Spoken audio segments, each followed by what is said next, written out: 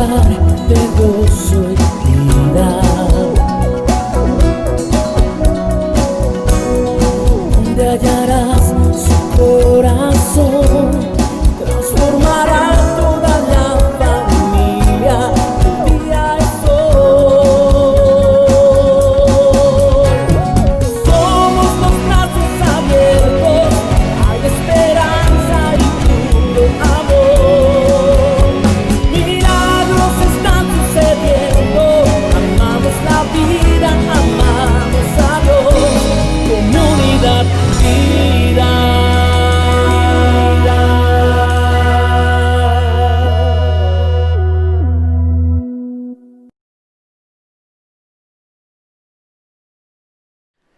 Isaías capítulo 6, versículo 1 al 7. Voy a leer 7 versículos y de ahí partimos a lo que considero Dios estará hablando esta tarde a nuestras vidas, ¿ok? Dice: en el año que murió el rey Usías, vi yo al Señor sentado sobre el trono alto y sublime, y sus faldas llenaban el templo. Por encima de él había serafines. Cada uno tenía 6 alas, con 2 cubrían sus rostros, con 2 cubrían sus pies y con 2 volaban. Y el uno al otro daban voces diciendo: Santo, Santo, Santo, Jehová de los ejércitos, toda la tierra está llena de su gloria. Y los quiciales de las puertas se estremecieron con la voz del que clamaba, y la casa se llenó de humo. Entonces dije: ay de mí que soy muerto, porque siendo hombre inmundo de labios y habitando en medio de pueblo que tiene labios inmundos, han visto mis ojos al Rey, Jehová de los ejércitos. Y voló hacia mí uno de los serafines, teniendo en su mano un carbón encendido, tomado del altar con unas tenazas, y tocando con él sobre mi boca, dijo: he aquí, esto tocó tus labios, y es quitada tu culpa y limpio tu pecado. Después oí la voz del Señor que decía: ¿a quién enviaré? ¿Y quién irá por nosotros? Entonces respondí yo: heme aquí, envíame a mí. Inclina tu rostro. Padre, ponemos este tiempo en tus manos y te pedimos que tu Espíritu nos hable al corazón, a la mente, al intelecto.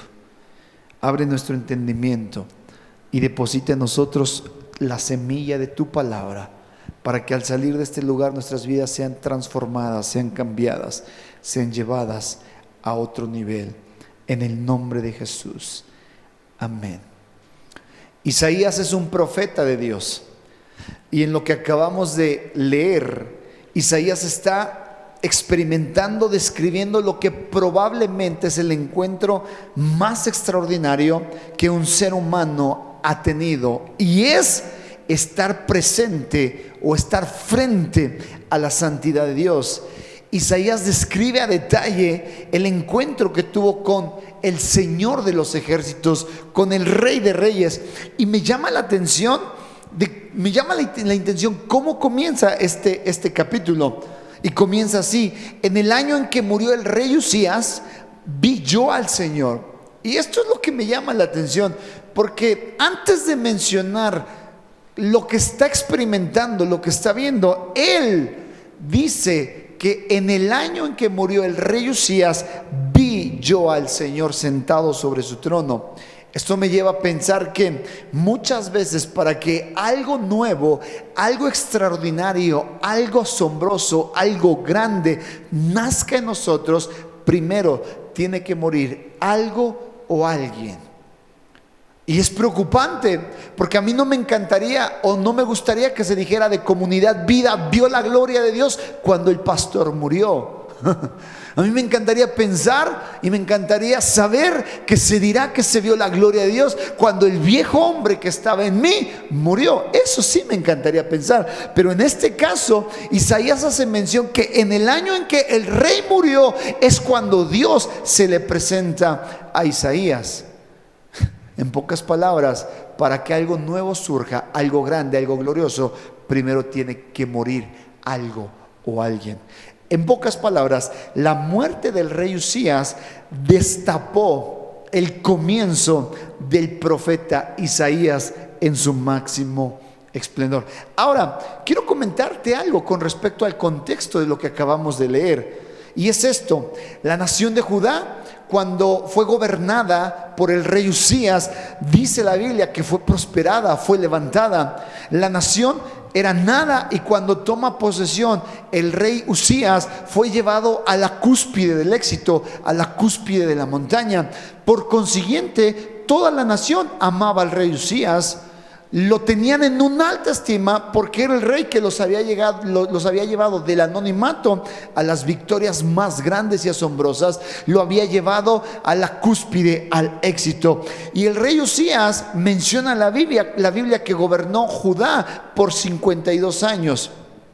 Es decir, posicionó al pueblo judío o a la tribu de Judá esos 52 años en lo que se le conoce la cúspide o la cima del éxito.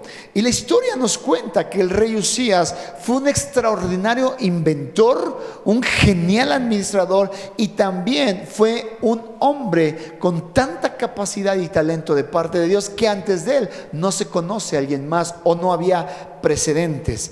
Pero vamos a conocer un poquito al rey Usías. Acompáñame a Segunda de Crónicas, capítulo 26. Segunda de Crónicas, capítulos 26. Leeré algunos versículos. Empezaré desde el versículo 1 y posteriormente me iré saltando. Algunos que he considerado reflejan lo que Usías prácticamente era. Dice en el versículo 1: todo el pueblo de Judá tomó entonces a Usías, que tenía 16 años, y lo proclamó rey en lugar de su padre Amasías. Es decir, Usías, a la edad de 16 años, estaba tomando el trono de Judá. Y fue Usías quien, después de la muerte del rey Amasías, reconstruyó la ciudad de Elat y la reintegró a Judá. Usías tenía 16 años cuando subió al trono y reinó en Jerusalén 52 años. Versículo 6: Usías marchó contra los filisteos y los destruyó. Y destruyó los muros de Gad, Jabnía y Asdod. Además construyó ciudades en la región de Asdod entre los filisteos. Versículo 7: Dios lo ayudó en su guerra contra los filisteos, contra los árabes que vivían en Gur-Baal y contra los meunitas. Versículo 8: los amonitas fueron tributarios de Usías, y este llegó a tener tanto poder que su fama se difundió hasta la frontera de Egipto. Usías también construyó y fortificó torres en Jerusalén, sobre las puertas de la esquina y del valle y en el ángulo del muro. Es decir, era un extraordinario arquitecto, era un extraordinario constructor. Versículo 10: asimismo construyó torres en el desierto. Ahora, ¿te puedes imaginar esto? En el desierto construyó torres y cavó grandes pozos, pues tenía mucho ganado en la llanura y en la meseta. Tenía también labradores y viñeros que trabajaban en las montañas y en los valles, pues era amante de la agricultura. Versículo 15: construyó en Jerusalén unas máquinas diseñadas por hombres ingeniosos y las colocó en las torres y en las esquinas de la ciudad para disparar flechas y piedras de gran tamaño. Con la poderosa ayuda de Dios, o sea, Usías, a pesar de que era un hombre con talentos, con dones y con tanta gracia con el pueblo, Dios lo ayudó con su poderosa mano. Dice, la poderosa ayuda de Dios, Usías llegó a ser un hombre muy poderoso y su fama se extendió hasta muy lejos. Pero el versículo 16 resalta algo muy triste. Sin embargo, cuando aumentó su poder, Usías se volvió arrogante, a lo cual lo llevó a la desgracia. Se rebeló contra el Señor, Dios de sus antepasados, y se atrevió a entrar en el templo del Señor para quemar incienso en el altar. Versículo 17: detrás de él entró el sumo sacerdote Azarías junto con 80 sacerdotes del Señor, y todos ellos hombres valientes, quienes se le enfrentaron y le dijeron: no corresponde a su majestad quemar el incienso al Señor. Esta es función de los sacerdotes, descendientes de Aarón, pues son ellos los que están consagrados para quemar el incienso. Salga usted ahora mismo del santuario, pues ha pecado, y así Dios el Señor no va a honrarlo. adorarlo. O sea, el rey Usías entra al templo del Señor, toma el candelero y quiere presentar o prender incienso frente al altar del Señor. Y entra el sumo sacerdote y junto con ello 80 sacerdotes fuertes, valientes, y dicen: Su Majestad, no le compete a usted hacer esto. Dios estableció sacerdotes, Dios ungió hombres de linaje sacerdotal para que hagan esta labor. A usted no le corresponde hacer esto. Lo intentaron frenar porque sabían que eso ofendía a Dios. Pero en el versículo 19, esto enfureció a Usías, quien tenía en la mano un incensario listo para ofrecer el incienso. Pero en ese instante, allí en el templo del Señor, junto al altar del incienso y delante de los sacerdotes, la frente se le cubrió de lepra. Al ver que Usías estaba leproso, el sumo sacerdote Azarías y los demás sacerdotes lo expulsaron de ahí a toda prisa. Es más, dice la Biblia, él mismo se apresuró a salir, pues el Señor lo había castigado.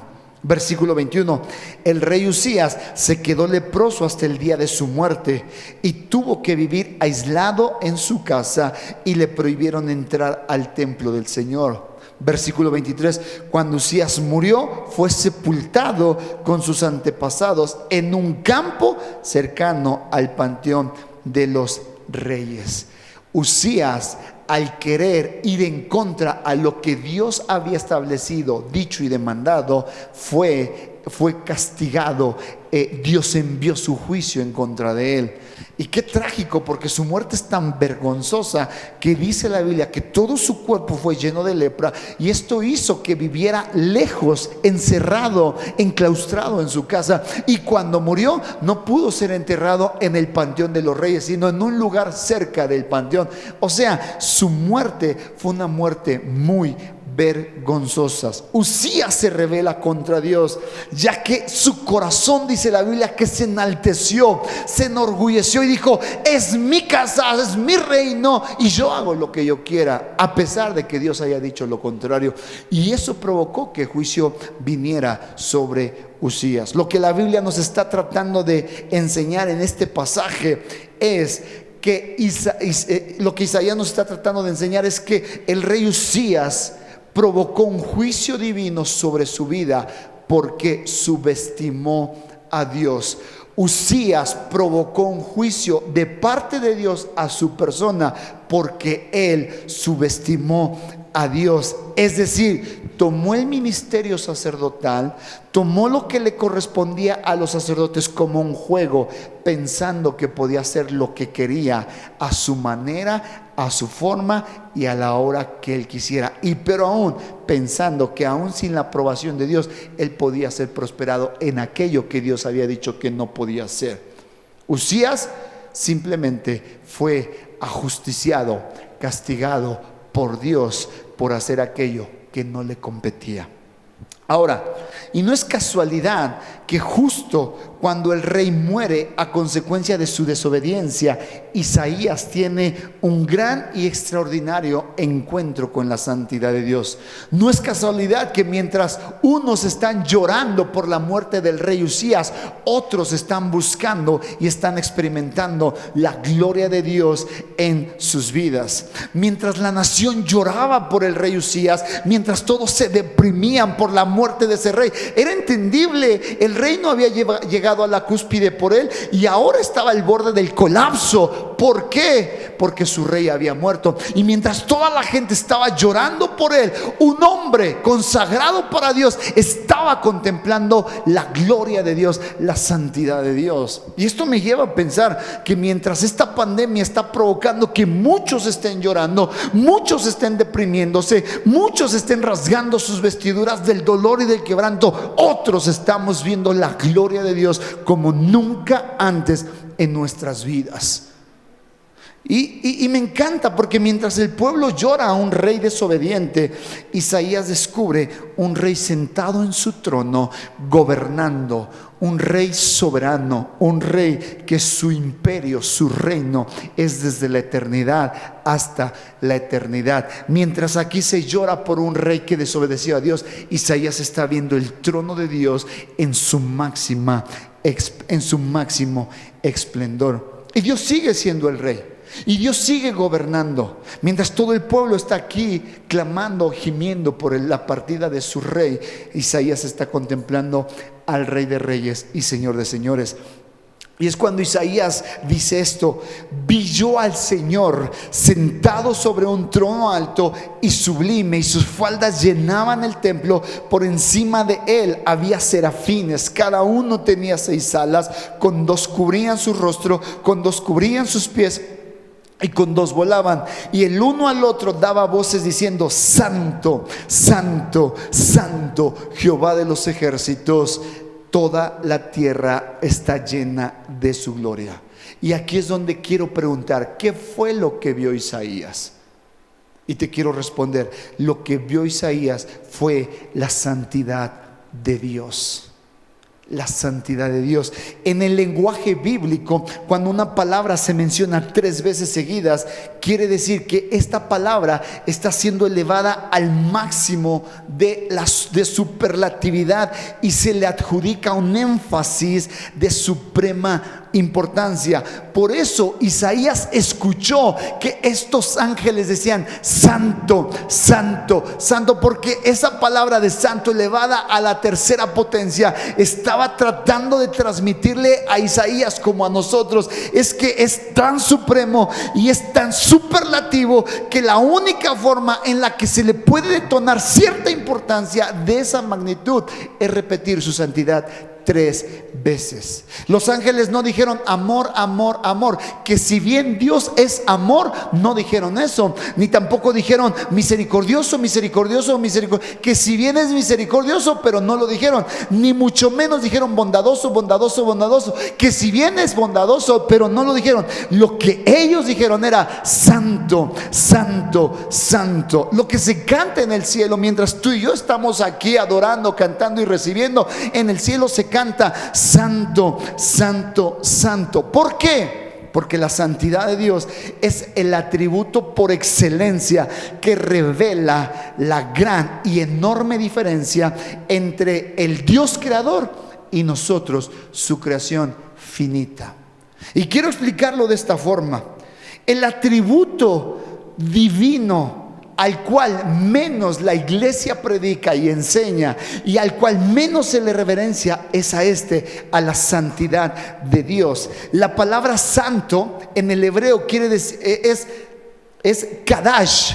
¿Cómo se llama? Kadash, que literalmente se puede traducir al español como separado. Es decir, la santidad de Dios es la distancia que separa al Dios creador de nosotros, su creación. Y lo quiero simplificar de esta forma: es como si comparáramos la gloria de una hormiga. Ahora, entiende la gloria, es decir, puede ser la hormiga más picuda de todas las hormigas. Es como si compararas la gloria de esa hormiguita con la gloria del hombre más poderoso de esta tierra, de un presidente, de un rey. O sea, la hormiga se queda acá y el hombre más poderoso de la tierra se queda hasta acá. O sea, hay una gran y enorme diferencia. Ahora, nosotros estamos en la posición de la hormiga y Dios está no en la posición de hombre o de un humano. Él está hasta el cielo. Te voy a decir por qué. Porque tanto como la hormiga y el ser humano son criaturas de Dios, Él que los creó a ambos, Él es un Dios no creado. Y quiero irlo explicando un poquito, porque no es que Dios sea poderoso, no, Él creó el poder. No es que Dios sea sabio, no, Él creó la sabiduría. Ni tampoco es que Dios sea bello, no, Él creó la belleza. A lo que voy es que la inmensidad y separación de Dios es hasta el infinito, y nosotros hasta lo más profundo de la tierra. La separación de Dios y el hombre es una hormiguita que, siendo nosotros y el Dios todopoderoso, llegar hasta el cielo. Ahora, piénsalo de esta forma, porque quiero que nuestra mente, nuestro cerebro empiece a razonar y a intentar pensar de esta forma. Dios es el Dios no creado. Y yo sé que cuesta mucho trabajo en nuestra mente asimilar, aceptar y creer esto. ¿Por qué? Porque todo lo que tus ojos ven, todo, y aún lo que no ves, Dios lo creó. La gente que está alrededor de ti, frente a ti, tras de ti, todo el cielo, la tierra, el agua, las montañas, todo Dios lo creó. Aún lo que tú no ves, tus ojos no ven. Te pongo un ejemplo: las galaxias, las estrellas, el sistema solar, el universo, todo eso que tú no ves, Dios lo creó. Pero a Dios nadie lo creó. Esa es una gran diferencia. Porque lo que tú ves, aún tú mismo eres criatura de Dios, pero Dios nadie lo creó. Él siempre ha sido, siempre es y siempre será. ¿Y por qué digo que nos cuesta mucho trabajo asimilar y entender esto? Porque muchas veces no nos entra en la mente cómo, a Dios quién lo creó, de dónde nació, cómo surgió. No nos entra. Dios siempre es y ha sido Dios, el Dios no creado. A esa forma inexplicable de ver a Dios se le conoce como la santidad de Dios. ¿Cómo puedo asimilar o cómo puedo reconocer esto que me cuesta trabajo entender en mi mente, que todo fue creado excepto Dios, porque Él es el Dios no creado? Reconociendo que es la santidad de Dios. ¿Qué quiere decir santidad? Una separación absoluta entre el Dios creador y nosotros, seres humanos, su criatura. La santidad de Dios es lo que hace que Dios sea Dios. Y nos trasciende en extremo. Que la santidad de Dios es lo que hace que Dios sea Dios. Su santidad. Sí, porque muchos tienen dioses como Mahoma, Buda y tantos dioses, pero al final ellos fueron creados por alguien. Algunos fueron formados del barro, del lodo. Algunos nacieron y después les dieron el título de deidad, que al final terminan siendo la criatura de alguien. Fueron creados por Dios, pero a Dios nadie lo creó. Dios ha sido, es y siempre será. Es decir, la santidad de Dios es lo que hace que Dios sea Dios. Al igual que Isaías, todos los hombres que han tenido un encuentro con la santidad de Dios experimentan una profunda sensación de temor a Dios.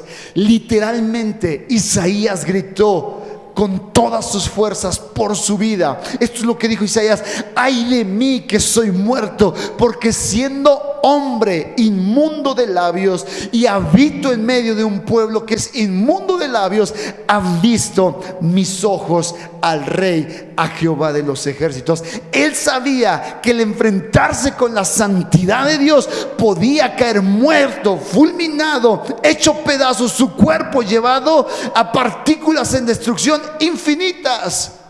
Por eso Dios le dice a Moisés: no hay un hombre que pueda seguir vivo y me vio. No hay un hombre que me haya visto y siga vivo. Porque Isaías estaba consciente que ver la santidad de Dios implicaba que la persona cayera fulminada, sea exterminada. Es como cuando tú ves una hormiga y le pones el dedo que no le metes mucha fuerza, nada más lo pones y la destruyes. Así Isaías se sentía cuando vio al Dios creador viendo a su criatura Isaías. Por eso gritó: ay de mí, estoy muerto. Estoy muerto. En pocas palabras, la santidad de Dios es reconocer que Él está por encima de todos nosotros y que Él está en extremo separado a nosotros. Y el único que pudo unir a Dios y el hombre fue Jesucristo mismo. Entender que relacionarse con Dios o con un Dios tan santo es estar convencido que estoy parado frente a alguien que me trasciende por mucho, y a lo que se le denomina o conoce es caminar con un Dios terriblemente temible. Sé que decir esto no me hace popular, ni tampoco a la iglesia la hace popular, pero efectivamente Dios es un Dios terriblemente temible.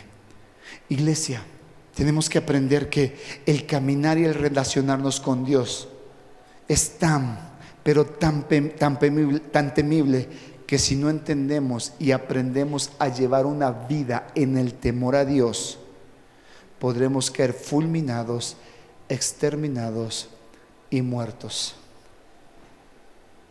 Iglesia, se lo dije en la primera reunión, se lo dije en la segunda y ahora te lo digo a ti. El que tú no entiendas que no estás caminando con un Diosito, sino estás caminando con un Dios terriblemente temible, te tiene que llevar sí o sí a tener un temor reverente hacia Él. Porque en cualquier momento tu vida, como la mía, puede caer fulminada, exterminada, muerta. ¿Entiende esto? El temor a Dios no se trata de tenerle miedo a Dios, aunque de alguna manera puede estar incluido. Pero el temor a Dios es la virtud que Él me da para que yo pueda reconocer quién es Él y quién soy yo. Lo voy a volver a repetir. El temor a Dios no se trata de tenerle miedo a Dios, aunque pareciera que está implícito un miedo. El temor a Dios es la virtud que yo tengo para entender quién es Dios y quién soy yo. Es entender tu pequeña y nada debilidad en comparación al abundante poder que hay en Dios. Es entender que tú eres pequeño y que estás frente a un Dios pero tan grande. Es entender que tú eres ignorante, pero estás frente a un Dios tan sabio. Pastor, ¿qué es el temor a Dios? El temor a Dios es estar consciente que no puedo jugar con Dios, porque es terriblemente temible. ¿Y sabes algo, iglesia? Es lo que más tristemente falta en las iglesias: temor a Dios.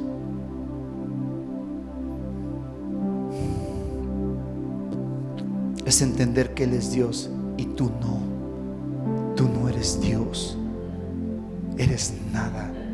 Eres polvo. Es entender que tú eres un simple mortal y que hoy estás y mañana no. Pero qué triste ver y pensar, o peor aún, creer que eres como Dios, o te crees mejor a Dios, o que tienes mejores propuestas que Dios. Deja el pecado. No, eso a mí no me va a matar. No, eso no es tan pecado, eso no es pecado, eso es religiosidad. Y piensas que eres más inteligente, más sabio que Dios. Deja esto. No, pastor, eso es religiosidad. No, ¿cómo cree? No.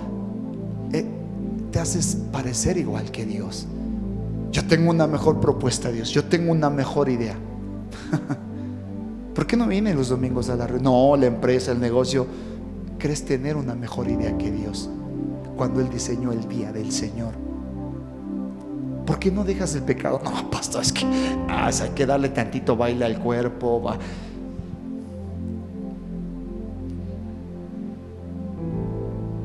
Voy a gozar, voy a reír. Temor de Dios es entender que Él es Dios y tú no. Ay, pastor, si yo entiendo que Él es Dios, no lo has entendido. Porque mientras sigas tomando control de tu vida, tú eres tu propio Dios y te estás igualando a Él. Y como te expliqué, eres una hormiga y Él es un Dios todopoderoso. Y qué bien te hace así y estás fulminado. Eso es temor de Dios. Deja las fiestas. Ay, pastor, si Dios ama a todos. ¿Te quieres parecer a Dios? ¿Quieres ser igual o pretendes tener una mejor idea que la de Dios?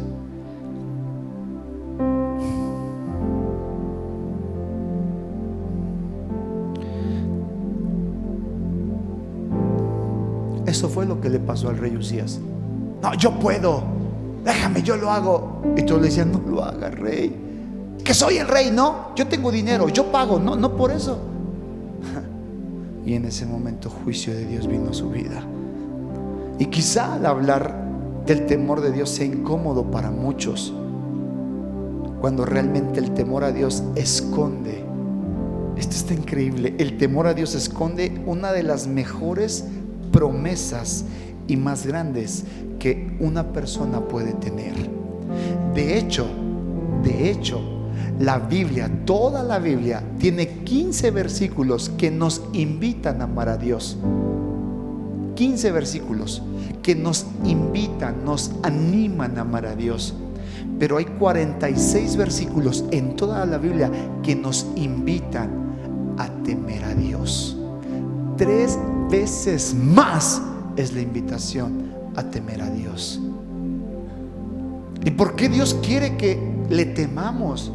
Porque el temor a Dios destapa una de las mejores bendiciones que una persona puede tener. Salmos capítulo 25 versículo 14 dice así: la comunión íntima de Jehová es con los que le temen, y a ellos hará conocer su pacto. Es decir, Dios le promete una amistad íntima a aquellos que le temen, aquellos que saben reconocer que Él es Dios y yo soy nada. La intimidad, la amistad, el amor genuino entre Dios y nosotros es el resultado de aquellos que tememos a Dios. Y temer a Dios es reconocer que Él es santo, Él es Dios y yo soy simplemente un sirviente, esclavo de Él, que no me gobierno, no me mando. Es entender que hoy es el día del Señor y ahí tengo que estar, porque yo no soy Dios, ni soy amo de mi tiempo, es Él. ¿Por qué no vienes a la iglesia? Ay, pastor, el negocio, el changarro. Algunos andan batallando entre si amar a Dios o amar a la mujer o al hombre.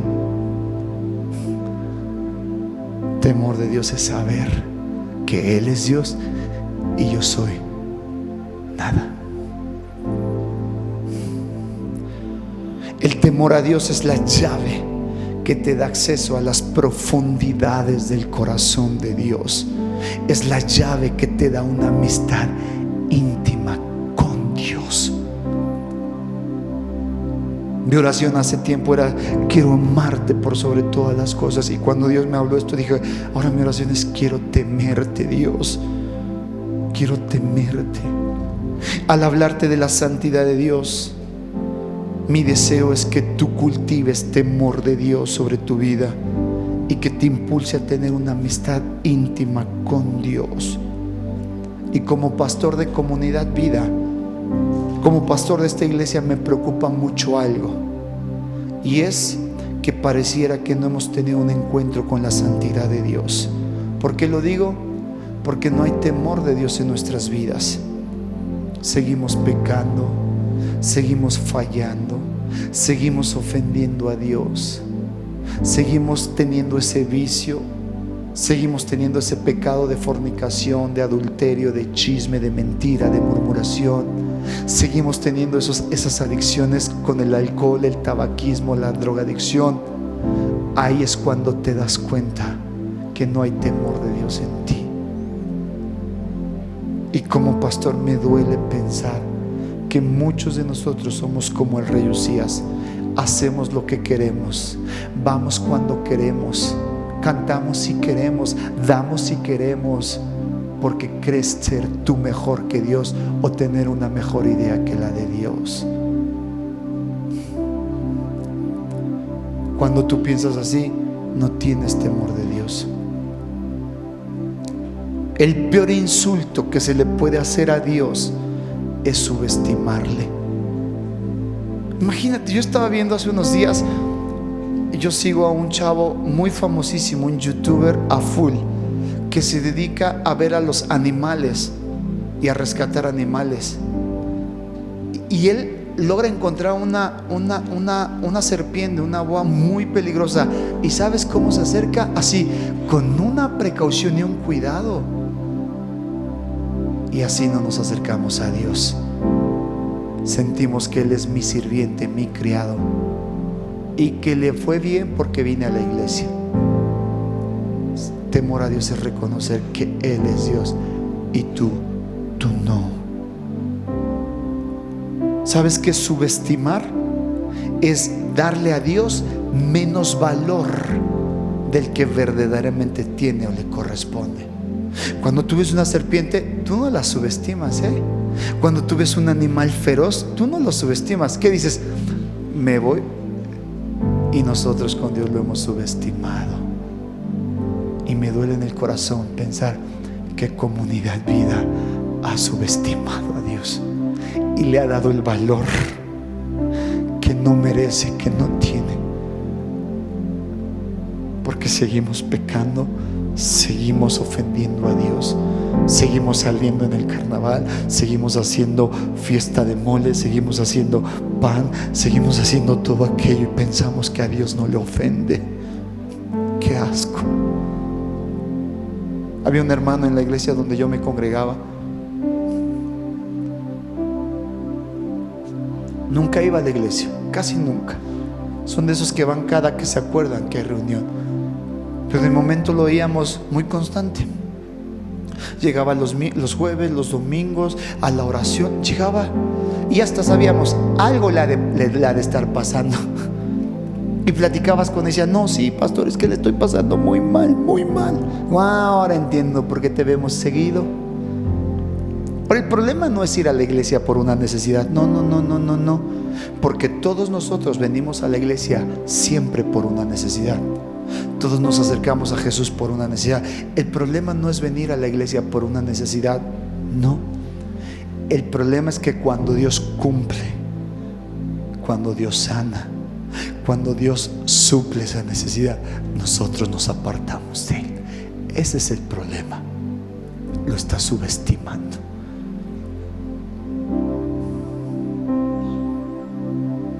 Y olvidas que Él es terriblemente temible. ¿Cómo es posible que le tengas más miedo a una víbora, a una serpiente, que al Dios Todopoderoso? El problema no es llegar a la iglesia por una necesidad. El problema es que cuando esa necesidad es suplida, nos apartamos de Él. El problema es que cuando Dios nos sana, nos apartamos de Él. El problema es que cuando Dios paga nuestras deudas, nos apartamos de Él. El problema es que cuando Dios hace un milagro, nos apartamos de Él. Y por eso el salmista David decía: oh Dios, examina mi corazón y prueba si en él no hay mentira. Creemos que Dios es un Dios chiquito al cual podemos acercarnos como nosotros queramos, cuando nosotros queramos, que nos podemos acercar cuando pasamos necesidad, hambre, enfermedad, y después apartarnos de Él. Total, Él aguanta, Él sabe que voy a regresar y me tiene que estar esperando. Y ahora resulta que en lugar de que nosotros le sirvamos a Dios, termina convirtiéndose en nuestro sirviente y me va a tener que recibir y me va a tener que aceptar.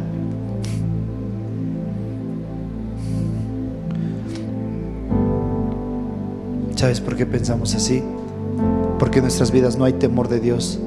Y si no hay temor de Dios, es porque no hemos visto su santidad. No hemos alcanzado a imaginar lo tan separado que estamos de Él. Dios le dijo a Moisés: quítate, mira, en 2 segundos desaparezco este pueblo y te doy un pueblo más poderoso que me ame y me sirva y me tema.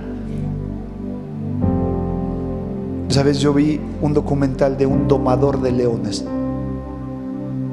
y me impactó su testimonio, porque cuando le preguntaron lo que había pasado o por qué había pasado, porque estaba en un show domando a un león y prácticamente el león lo desconoció y casi se lo come. Estuvo varios tiempo en el hospital tratando de sanar las heridas profundas que el león le dejó. Y cuando lo entrevistan a él, le preguntaron: ¿y qué aprendiste de esta lección?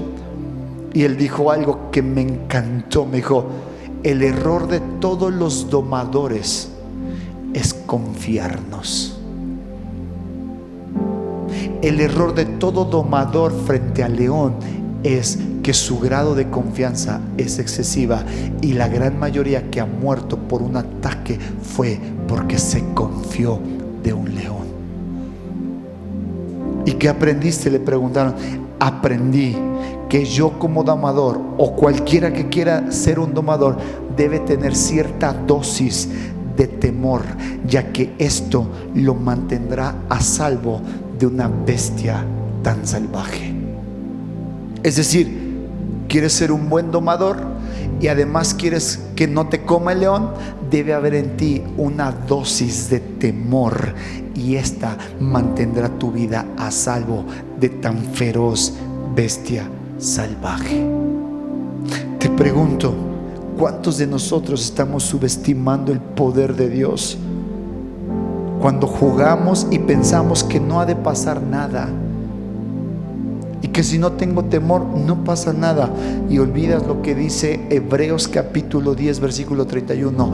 Horrenda cosa es caer en manos de un Dios vivo.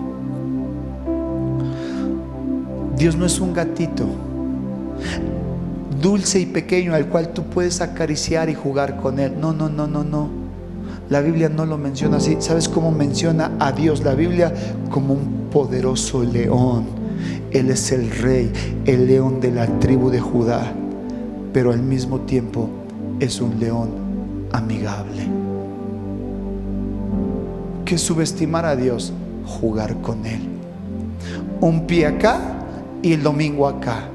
De lunes a sábado peco, pero el domingo aquí. Eso es estar subestimando a Dios, y te costará mucho. C.S. Lewis dice lo siguiente en aquella famosísima película y los famosísimos libros de las Crónicas de Narnia sobre Aslan. Aslan es un león, y el león representa a Dios. Y esto es lo que dicen con respecto a Aslan, el león. Y quiero pedirte que inclines tu rostro y que escuches cómo se refieren de Dios, de Aslan, del león.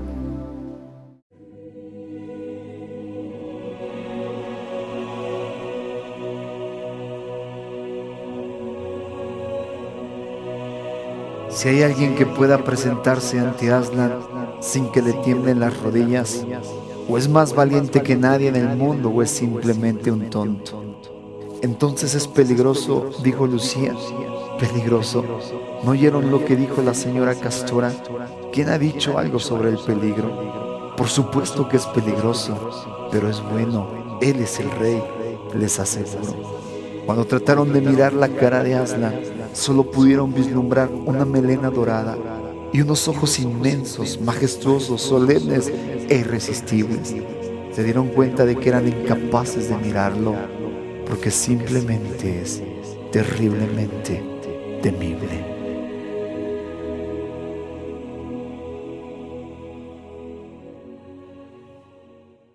Así es Dios, es terriblemente temible, pero lo fascinante de Él es que es bueno, es muy bueno, e Isaías lo descubrió.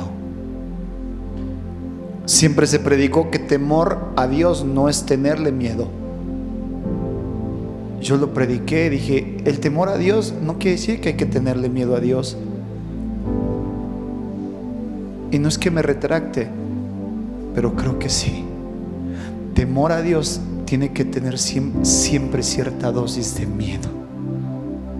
Miedo a fallarle, miedo a apartarnos de Él, miedo a hacer lo contrario a lo que Él dice, miedo a ir en contra de su voluntad, simplemente porque Él es un león terriblemente temible. En el relato de Isaías, yo ayer leí los primeros 5 capítulos de Isaías, y tú puedes leer y dice: ay de los pueblos, ay de las mujeres, ay de los reyes, ay de los príncipes, ay de ellos. Pero cuando llegas al capítulo 6, cuando él ve a Dios en su máximo esplendor, en su santidad, ya no dice ay de ellos, dice ay de mí, que estoy muerto. ay de mí, que soy nada frente a Él. Ay de mí, que mis labios son impuros. Ay de mí. Temor a Dios es tener miedo a fallarle, es decir, tengo miedo a fallarle, tengo miedo a que el juicio, la ira venga sobre mi vida. Eso es temor a Dios. Es un celo santo por sus santidades, es reverencia absoluta. No lo hago porque temo a Dios. Tengo miedo a fallarle, tengo miedo a apartarme. Yo esta mañana le decía a Dios, tengo miedo a fallarte, tengo miedo a apartarme, tengo miedo a caer, tengo miedo. Tengo miedo. Y sí, quizás sí, lo que te voy a decir va a ser muy doloroso y muy confrontativo a tu vida, pero te lo tengo que decir. Tener miedo, temer a Dios es que en tu vida tengas dosis de miedo, porque tú no estás frente a un diosito ni frente a un gatito.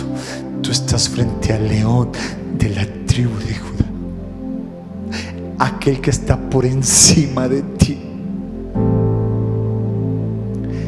Eso es temer a Dios, reconocer que Él está por encima de mí y yo soy nada, soy polvo. La Biblia nos menciona en Proverbios 8:13: el temor de Jehová es aborrecer el mal, la soberbia, la arrogancia, el mal camino, la boca perversa. Segunda de Corintios 7:1 dice: así que, amados, puesto que tenemos tales promesas, limpiémonos de toda contaminación de carne y espíritu, perfeccionándonos en la santidad y el temor de Dios. ¿Qué es temor a Dios? Apartarme de todo aquello que le ofende. Apartarme de esas personas que ofenden a Dios. Apartarme de aquello o de aquel pecado que ofende a Dios. Porque Dios es terriblemente temible. Deuteronomios dice así, 10:12: ahora pues, Israel, ¿qué es lo que pide Jehová de ti? Sino que temas a Jehová tu Dios y que andes en todos sus caminos. Y Hechos capítulo 9:31 dice: entonces las iglesias tenían paz por toda Judea, Galilea y Samaria, y eran edificadas andando en el temor del Señor, y se acrecentaban fortalecidas por el Espíritu Santo. Pastor, ¿qué es la santidad de Dios? Es ser impregnado del temor de Dios. Pastor, ¿qué es temor de Dios? Es tener miedo a fallarle, es mirarlo siempre con reverencia y nunca subestimarlo. ¿Cómo es posible que una persona le tenga más miedo a acercarse a una serpiente que nosotros acercarnos al pecado o a fallarle? ¿Cómo es posible que alguien le tenga más miedo a un león y lo tengan que poner muy lejos del hombre, y nosotros subestimemos el poder, la grandeza y la autoridad de Dios? Hemos fallado, iglesia. Hemos fallado. Y antes no hemos sido devorados ni destruidos, porque Él es bueno también. Porque Él es bueno. Porque Él es bueno. Un encuentro con la santidad de Dios expone nuestras impurezas, nuestros pecados, nuestras fallas. Y me encanta porque dice la Biblia que cuando Isaías vio a Dios, tuvo miedo de decir: me voy a morir. Me voy a morir. Y un ángel tomó las cenizas y el carbón que estaban en el altar y lo puso en su boca y le dijo: hoy es limpiado tu pecado. Que es temor a Dios, es reconocer que Él es Dios y yo sin Él soy nada. Y quiero pedirte que esta tarde te pongas de pie y hagamos una oración y le digamos: Dios, quiero temerte. Quiero caminar en esta vida con el terror y miedo santo a perderte, a fallarte. Cierra tus ojos.